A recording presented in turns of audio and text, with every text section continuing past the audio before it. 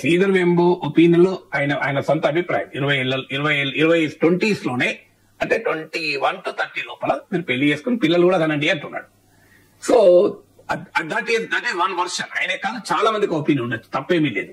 కానీ ఆయన చెప్పిన రీజన్స్ చాలా విచిత్రంగా ఉన్నాయి. రీజన్స్ ఏమంటున్నాడు, డెమోగ్రఫిక్ డ్యూటీ అట.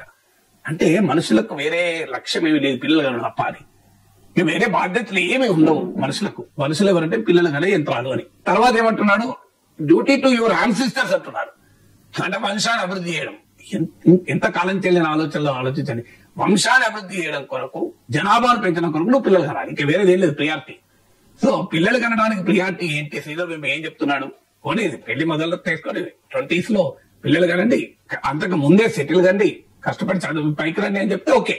కానీ మీకు ఉద్యోగం వచ్చినా రాకపోయినా మంచిదే, మీరు ఫైనాన్షియల్ గా స్టెబిలైజ్ అయినా ప్రాబ్లం లేదు, కాకపోయినా ప్రాబ్లం లేదు, మొదలైతే పెళ్లి చేసుకోండి. ఎందుకంటే ఇది మీ డెమోగ్రఫిక్ డ్యూటీ. సమాజంలో జనాభాను పెంచాలి కదా, మీరు మీ వంశాన్ని ఉద్ధరించాలి కదా అని చెప్తున్నాడు.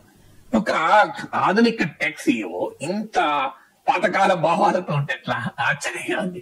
అందువల్ల ఆ కారణాలు అబ్జెక్షనబుల్. ఎందుకంటే కల్చరల్ ఎక్స్పెక్టేషన్స్ తో ఈ తరం పైన మనం పెళ్లిని వదలేము. నేను స్టూడెంట్ గా ఉన్నప్పుడే పెళ్లి మీద ఒక కవిత చూశాను.